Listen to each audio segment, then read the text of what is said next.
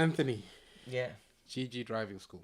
yeah. Well, it's GGO, but I think I made the O look like a The steering wheel. like a So steering yeah, wheel. I Ah, get that a lot. It's my bad graphic design, but yeah, so fantastic. but GG is fine. It's GGO.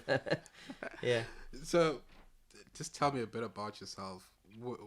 Did you always want to be a driving instructor, or when you started off, when you were a child, was there something else in the works? Yeah, I mean, I don't think anyone really thinks they're going to be a driving instructor when they're at school, because that's not really something that's on your mind.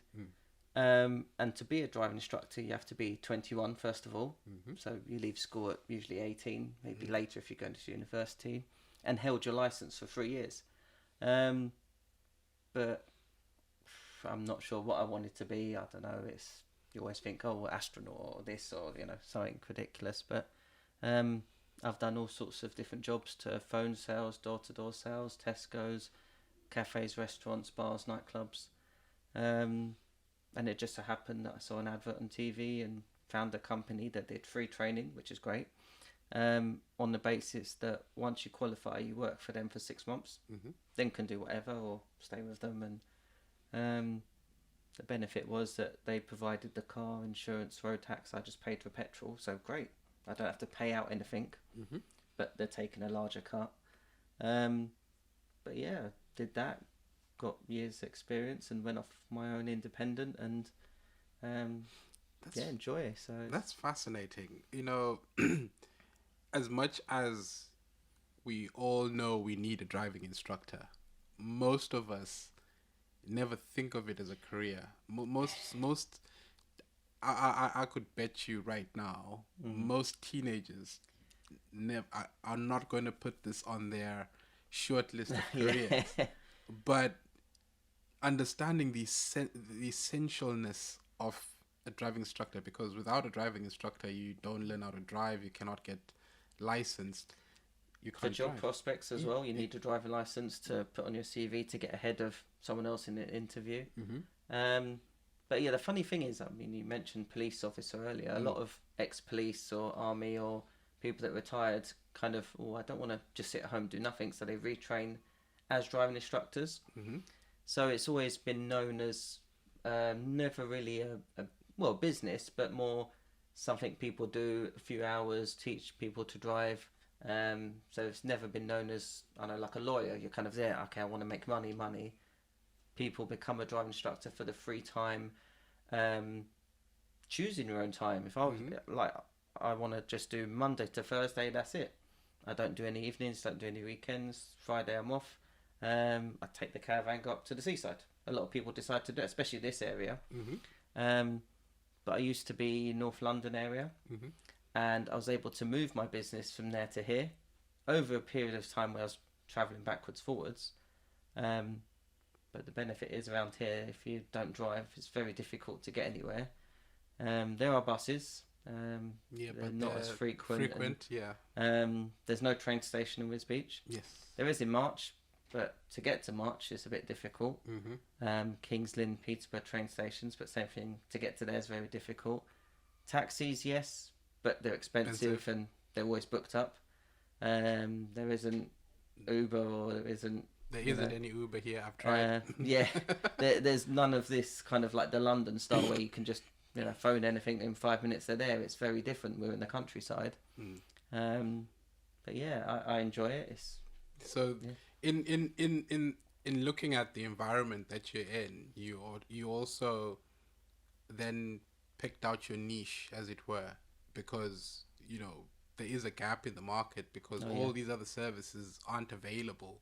So for somebody to function, basically, they need to drive. Yeah, it's essentially it's a case of, for instance, I had one pupil who he needed to drive. He was working for Anglian Water, but because he couldn't drive, he couldn't go out. He had to be in the van next to someone. But the minute he passed his test, they put him in the van, and he said, "Oh, the other day I went to Bury St Edmunds, and he's driving around at midnight, for instance, because if there's a leak." So some, they need the license to advance their careers that they're already in, or they went for a job interview and the promise that they get the job is that they need to get their driver license by a certain time. Which the problem we have with COVID is there's still a backlog, and examiners have been on strike. Okay. They were going to go on strike again, but they stopped. But there's still a backlog of tests, so it's very difficult at the moment. Yeah. So, looking at that and looking at the career prospects of it, I totally get why someone would choose to be a driving instructor, and not more from a perspective of like you're saying, look, it's my retirement thing. I've left the army, I've left policing, I've left whatever, and now I'm just going to play it cool, have a little income, Yeah. and still manage my own time. I think it is definitely a contender in terms of prospects, because everybody wants flexibility now. Oh yeah. Even if you look at any job right now, I'd be remiss to say, if you're a company and you're hiring and your work, unless it's an essential service, and your work that you're offering a job and it's not offering hybrid, the probability of you attracting top talent is going to be very low. It does reduce it a lot. I mean, I think the funny thing, COVID has been a massive change from every work really. Before COVID, I'd get so many people wanted evenings and weekends, or they'd have to take time off work. Whereas I stopped, then I was able to start again. A few key workers or people that are working from home. So yeah, I can do any time I work from home. I just stop and then extend my hours later. Whereas now it is more that hybrid where some are working from home, or some are able to leave halfway through, or some are able to do half days at work. So it helps me because these are the hours I'm doing. If you can fit around, great. Yeah, and I think that's one thing that is key, especially in your career right now as a driving instructor, is being able to be flexible enough to work around people's schedules, and also at the same time being able to determine your own hours. Yeah. I think that's one thing. I certainly would love that flexibility. To be honest, I definitely would. But let's talk about getting into being a driving instructor. You mentioned you were fortunate enough to get a company that was advertising, gave you free training. What does the training look like? So, I mean, I started as a driving instructor. I think I was about 22, so quite young. But to train to be a driving instructor, because you work with 17-year-olds, so you have to do the security check or DBS. DBS. That's it. So that's done online. Once that comes back, you can apply for the theory test. It's actually in the same building as a learner test, but 100 questions rather than 50. And there's 4 sections. You have to score 85. But if you score 19, 25, 25, 25, you fail. So you have to get a minimum of 20 in each section. But an overall 85 score. So it's still a very hard theory test. Once you pass that theory test, you take the part 2, the advanced driving test, which is done via a senior examiner. And maybe about an hour and a half, motorways, dual carriageways, all the manoeuvres, emergency stops. So it's more of an intense driving test. And you can only get 5 driver faults, so you have to be low on the score. Once you pass that, you can either go down the route of being sponsored by a driving school and being on PDI, potential driving instructor badge. So that's 6 months. You can earn money by teaching pupils as long as you're associated with a school, or teach for free, and friends and family usually, and then train for the last test, which is your teaching. So you're taking a pupil to the test centre, and the examiner sits in the back and just marks how you teach. And it's gone from more instructing, tell to client-centred coaching, asking the pupils, what would you like to learn today, and how did last lesson go, what can we improve on. So same with schools as well, they're taking that impact and getting the pupils involved more, and more of a positive side rather than, right, do this, write down. Okay. There's that doesn't work for some pupils. Adapting the learning environment to the students you're dealing with, basically. Oh yeah. Okay, that's interesting. W- I- what is the difference then between um, learning, like being a an instructor for a class 4 vehicle, I think. Is it class 4? How So do the classes work? yeah, The so smaller it car and the van yeah, and the. so it's class. Yeah, I mean, a car is classed as B test, Mm-hmm. and then larger vehicles like C, C1, C and E, D and E, so Mm-hmm. like lorries and things like that. Um, but yeah, for a car test, I only do car tests. I could do train to do lorry tests, motorbike tests, Mm-hmm. that kind of thing. But I enjoy teaching learner drivers, Mm-hmm. um, and I do manual and automatic. Mm-hmm. Um, and it does mean that I get a lot more pupils with maybe extra needs, dyslexic, dyspraxic, autistic, or physical disabilities. Mm-hmm. And people have come kind of further afield just because they know that I didn't intend to, but I've kind of more specialised in those areas. Okay. Okay. Where others are just nope, I just do manual. That's it. Okay, well, I'm looking for automatic, so they've kind of come further afield just to find me. Okay. Um, So there is a difference in the instructing where you can actually select to say I will only do this type of vehicle, or do you yeah, have to as when you're training as an instructor, do you have to learn how to do all of the types, or you can no, specialize in any? it's so to train to be an instructor, you could like you've passed your driving test in a manual car, Mm. but you could take the part two, the driving test in an automatic car, take a pupil in an automatic car. You could have passed your driving test in an automatic car, have never done a manual test.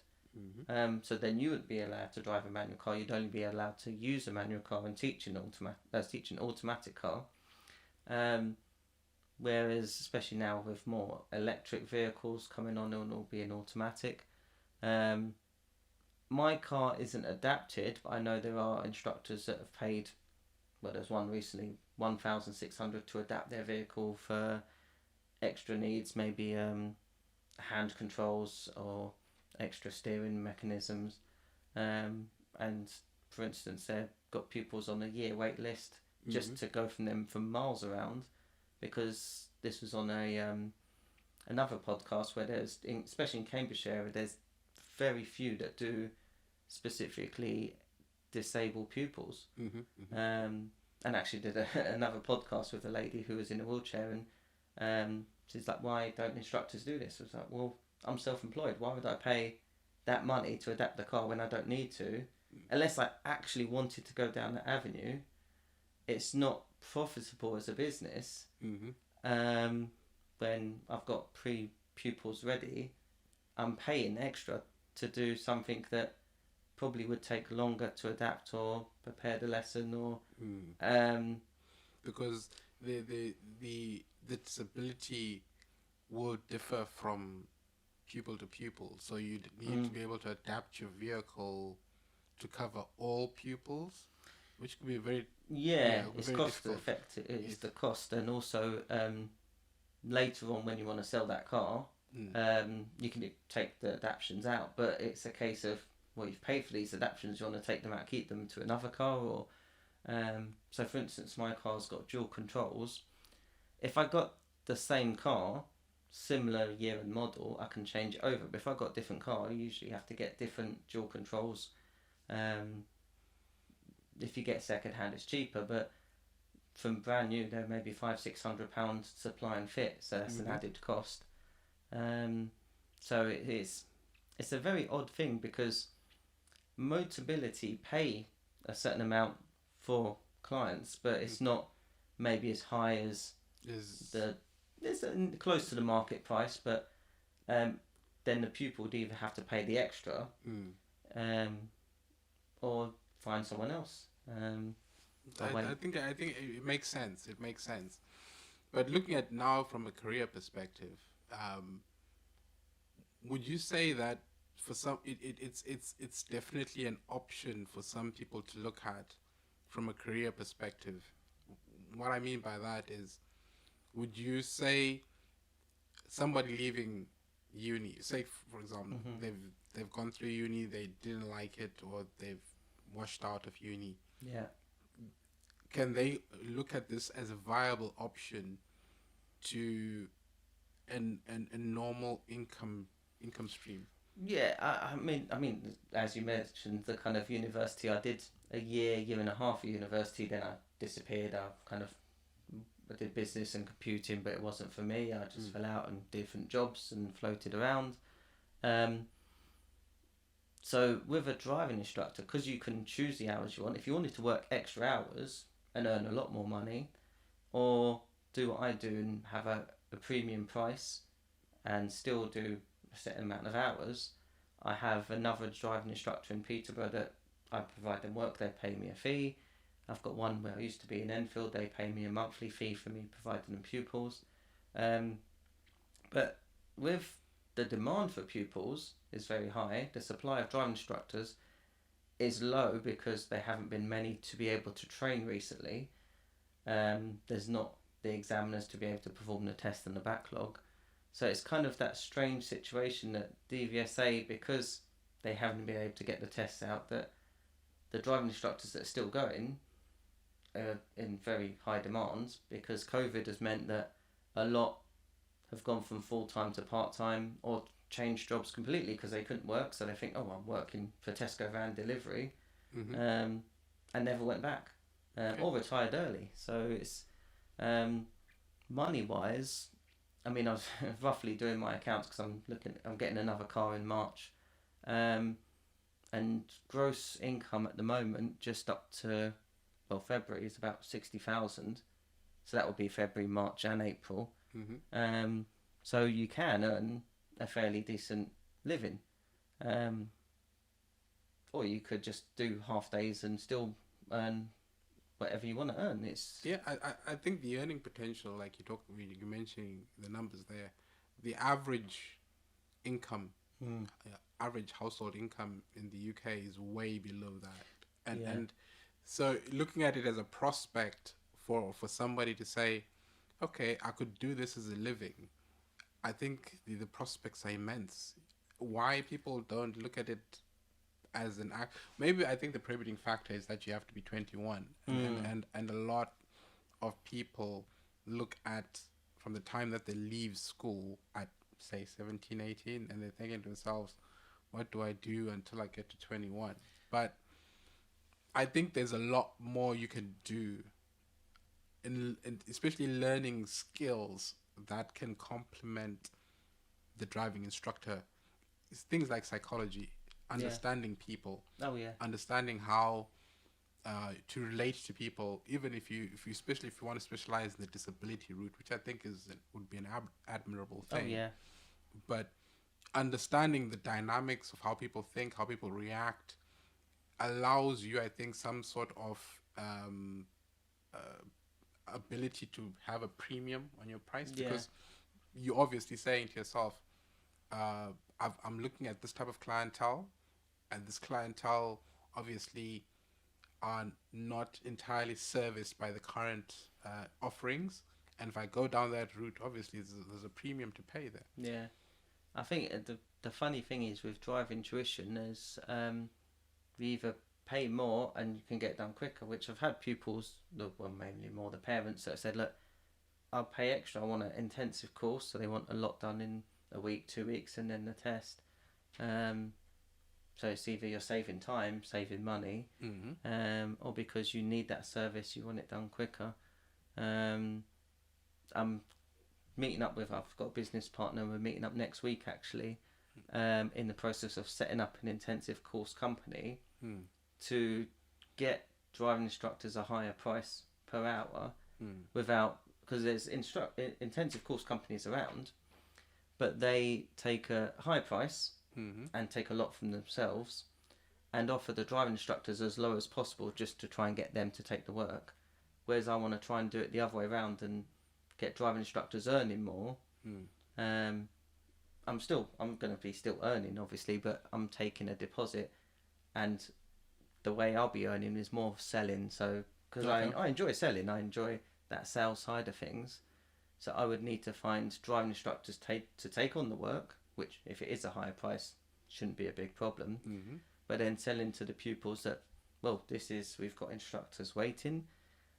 Once you've paid the deposit, we can get you booked in, get your lessons lined up, theory test, driving test, and it's all in one place. Whereas some people now ask me, well, how do I book the theory test? How do I book the driving test? And it's not that well documented how the process happens. Okay. Okay. So basically, you're moving from being siloed by yourself to more of a one-stop shop type of environment where you can do everything through just with one location. Yeah. Yeah, that's interesting. That's interesting. So, looking at somebody who is thinking about doing this full time, like they've got to the point where they're like, okay, fine, I'm now 21. I think I can now apply to do this. What would you say is the critical success factor for one to succeed as a driving instructor? So the pass rate to become a driving instructor is actually extremely low because maybe they haven't got the right training. Because to train to be an instructor is a big business. The likes of AA, BSN, Bill Plant, that kind of thing, Red, charge thousands of pounds for people to train to be a driving instructor because they're selling the prospect of, train, we've got pupils waiting and you could earn this much money per year.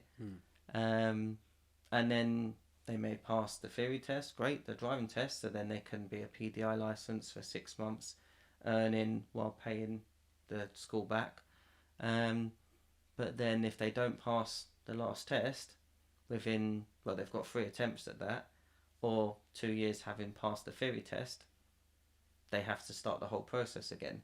And a lot of people don't. They kind of, well, I give up the process. It wasn't for me in the beginning, and they've spent £3,000-4,000 on this training, haven't completely passed, and thought, you know what, I've had enough. I'm going to do something different. And whereas if those companies had done it the other way around and taken those instructors and employed them, there would be a lot more instructors and able to. It's kind of because they've done that. It's able that I'm able to do what I'm able to do, whereas they've made their money off driving instructors as their client, whereas people who are learning to drive aren't their clients. Ironically, it's very odd because if you wanted to book lessons with AA Driving School, you pay the driving instructor, and the driving instructor pays AA Driving School for renting that car for that pupil being booked through AA. So AA Driving School is their customer is the driving instructor that they're leasing a car to. Okay. So they're an agency as such. It's a very odd thing. It's a weird dynamic, to be honest. Yeah. I find that very, very interesting. So I would, looking at that, I would say probably resilience is the number one thing. You need to be able to see the whole process through without necessarily burning yourself out financially. It's a lot of the research you can do yourself, and there's a lot of free research. I know a driving instructor, the one I've got in Peterborough, he did a lot of research through YouTube videos, and find a driving instructor trainer who you get on with and who maybe is independent rather than with a big school who's you signed up with and they've just provided you anyone. Find out their pass rate, find out their history. It's like with anything. If you don't do your research, you could pay a higher premium that maybe for a good service or maybe for a bad service you're paying extra just because they said, well, this is the going rate, but it's the going rate for a quality of service rather than the going rate for a service that wasn't really even half that price, the value wise. Okay, it's I think that makes sense. So what would you say to somebody now, as in piece of advice, looking to go into this career? Yeah, say from an attracting clientele perspective as well as structuring the business side of it. Yeah. Would you recommend they stay with a big school or So, go independent like you I have? mean, the funny thing is, it's a case of you earn a lot more money independent because you're not paying a big corporation. Um, it's always worth training, get the right training in first place, because once you're qualified, that's the key thing. If you're not qualified and you're a PDI and then you go for a test and fail and come back, you're wasting your money. And to go something, oh, but I'm earning from pupils now, because there's a lot of driving instructors say, look, I've got a great pass rate, my pupils are passing, but they're not passing their test of teaching, Mm-hmm. and they have to do what the DVSA have asked them to do, and they may be a great teacher, they've got pupils that are passing the test, great, but that's not what the last test is asking for us.